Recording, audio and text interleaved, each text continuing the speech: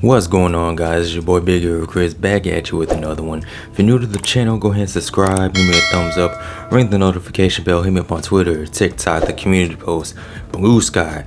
You already know the vibes. And I'm back at you with your WWE Survivor Series WarGames review.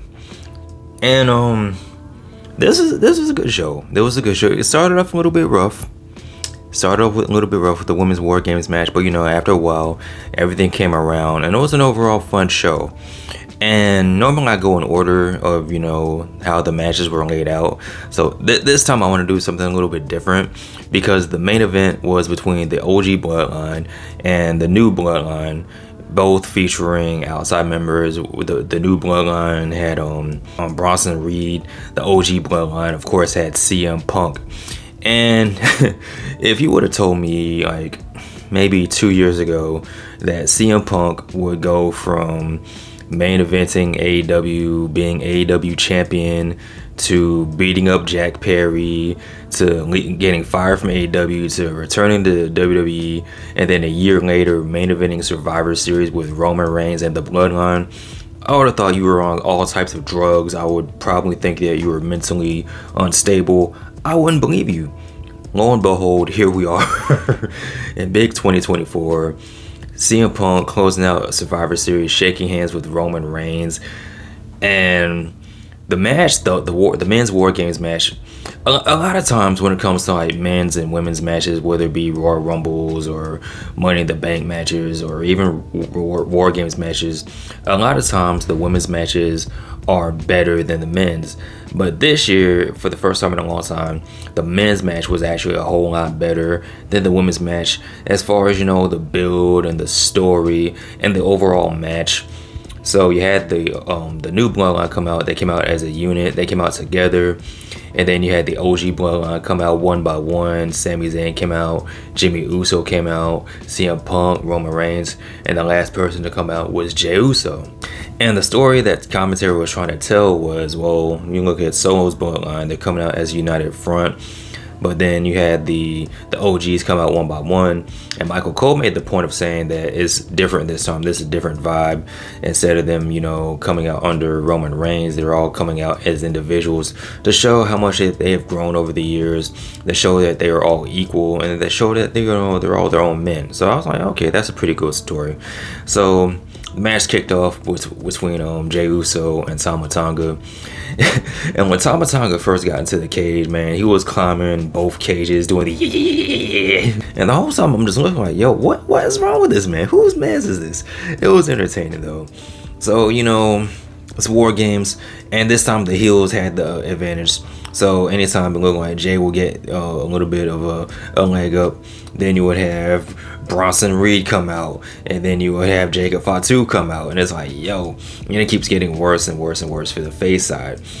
And then when it came down to the heel, to the faces, you had Jay come out first. You had Jimmy, you know, the Usos reunited. You know, they're doing their thing. It looked like CM Punk was gonna come out next, but then Roman said, nah. He sent Sammy out. And this created kind of a moment between Roman and CM Punk. And Roman and CM Punk's dynamic from the beginning of the match all the way to the end was very funny, because you had CM Punk coming out, you know, doing the whole clobbering time thing. And then you had Roman come out after that. And, you know, he's got the pyro, he's throwing up the ones, and he's posing in front of the heel cage. And you can just see CM Punk just looking over over at Roman Reigns. And then when they were in the cage together, Roman kept side-eyeing CM Punk. They were just like looking at each other like they just really hate each other, and it was just a really entertaining dynamic. So eventually it came out to who was going to come out between CM Punk and Roman. And it looked like Roman was getting warmed up, like he was about to come out. But then CM Punk just ran out the cage and said, "You thought," and just left him in the dust. So that was pretty funny. So at this point, you know, the heel Bloodline had the advantage over the OGs. Solo ended up locking the cage, so Roman couldn't get in. Roman ended up climbing the cage and hitting a crossbody on Solo's Bloodline. I'm like, look at Roman, man. Look at Roman diving into his face bag, you know, actually doing moves he hasn't done in years. And like, look at Roman, good for you. So, you know, overall match itself was fun. You know, you see Jimmy and Sammy working together. You know, they're doing the handshake. The Usos are looking like the Usos again. Jacob Fatu was an absolute beast. There was one point during the match where he hit the pop-up moonsault on CM Punk and he missed, and it looked like he landed on his knee wrong. And I'm kind of like, I hope he's selling it. I hope he's not injured, because you know, Jacob Fatu, the dude's the Samoan Werewolf. He's an absolute beast, man. This dude's a monster, and the crowd is really getting behind Jacob Fatu.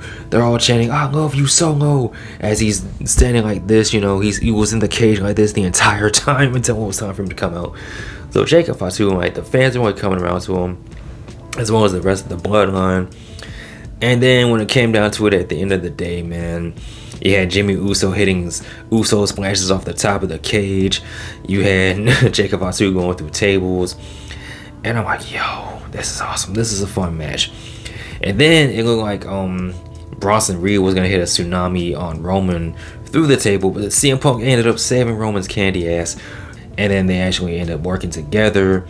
And then the match ended with the OG Bloodline beating the brakes off Solo Sikoa.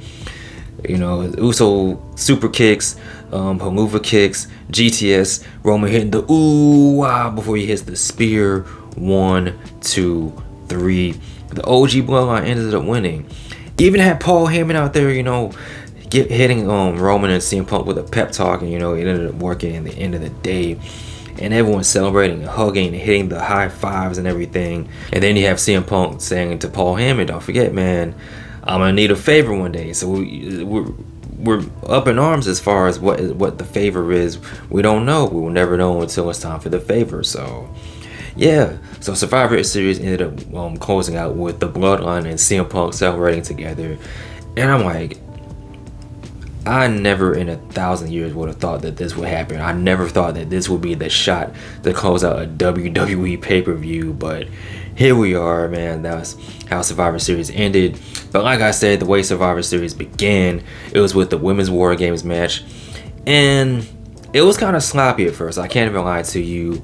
Like, the MVPs were Io Sky and Tiffany Stratton, but there were a whole bunch of sloppy spots during the build up to the actual WarGames match. But then once everyone got into the ring, man, and once you got like the weapons, you had kendo sticks and baseball bats and tables and a toilet seat for some reason. And the crowd was chanting happy birthday at Naomi because it's Naomi's birthday. Happy birthday to her. Once you got everyone involved, that's when the match really picked up, and that's when it was really fun. Like, you had Rhea Ripley coming out with the mask, and she ended up taking it off because she had like an orbital issue, like something going on with her eye, but she ended up taking the mask off. And like I said, the match ended up being a whole lot more fun once everyone got involved. Once you had Bianca and then beating up Raquel getting handcuffed. Tiffany Stratton was thinking about cashing in. Like, she pulled the Money in the Bank briefcase out of one of the trash cans. Like, both Liv and Nia Jax were down, and the whole time I was thinking, like, well, how exactly would that work? Like, if this turned into a championship match and one of them got pinned, would that mean that they lose the WarGames match? I don't know. It was kind of confusing. Tiffany Stratton didn't end up cashing in, but we did get a cool spot with her and Io. Like I said, those were the two MVPs. Io in a WarGames match, of course, you already know what's going to go down. She's going to find her security blanket trash can and dive off the top of the cage with that. You even had Tiffany Stratton hitting a swanton off the top of the cage, so that was a pretty cool spot. But the face team ended up getting the win. Team Rhea / Team Bianca ended up getting the win. And like I said, it was sloppy, but it came around to being a real fun match at the end of the day. Now, one thing we ended up getting is a new United States champion, and his name is Shinsuke Nakamura. Now, last night on SmackDown, Shinsuke Nakamura made his in-ring return. He wrestled Andrade, and they had a really good match. My only complaint about Nakamura returning last night was his theme. I wasn't feeling it. I wasn't really feeling the theme. A lot of people were telling me I was wrong on Twitter. They're saying, "Oh, Chris, you gotta listen to it again. It's actually good, man. You gotta give it another chance, Chris." So I was like, all right, you know what? He's gonna wrestle LA Knight. I'm gonna hear the theme again. I'm gonna give it a shot. I'm gonna give it a chance. Clean slate.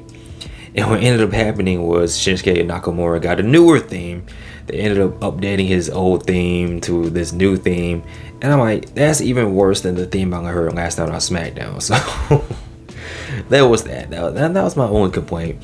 And the story they ended up telling was Shinsuke Nakamura was knocking LA Knight off his game because he hit him with the poison mist last night. So now LA Knight's thrown off. He's dropping his championship on the way to the ring. He's not really hitting the moves like he normally does, And I don't know if Shinsuke was taking a page out of the House of Black's playbook, but it worked. He's the new United States champion, so good for him. Good for Shinsuke Nakamura.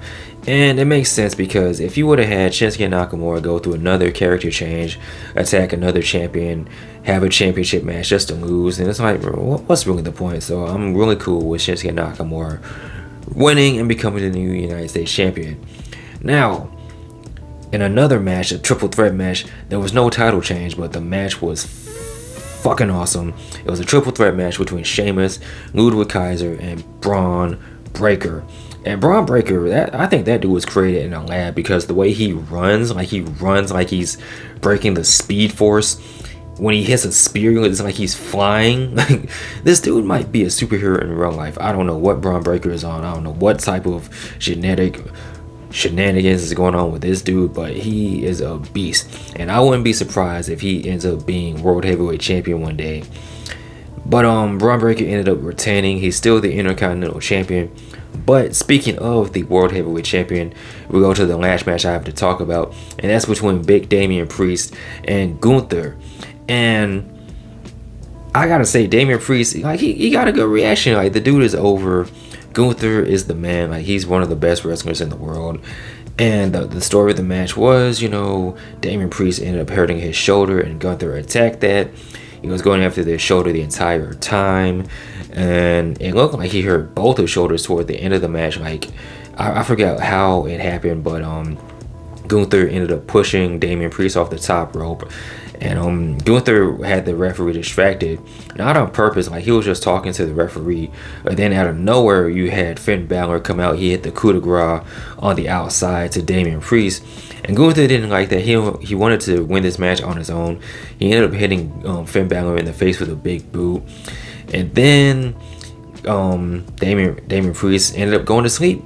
Gunther put him to sleep with a submission, and he's still your world's heavyweight champion. So Gunther is still the man, he's still the champ, and we're circling back to the Finn Balor Damian Priest storyline. I thought they honestly forgot about it. I don't want to say forgot about it, but I thought that they kind of left this alone, and they were gonna shift towards Finn Balor and the Judgment Day breaking up because Finn Balor's a giant dickhead. But it looks like they're going back to Cali, going back with this whole Judgment Day versus Damian Priest storyline. So, I mean, it is what it is. They do gotta have that match, the blow-off match, to settle the score. So we'll just see where this goes. But as far as Survivor Series War Games goes, it was an overall fun show, man. I had fun with it. I enjoyed it. But I would love to hear you guys' thoughts in the comment section below. Let me know what your thoughts were. Of course, as always, like, comment, and subscribe. You guys take care. Peace. I'm out. Peace.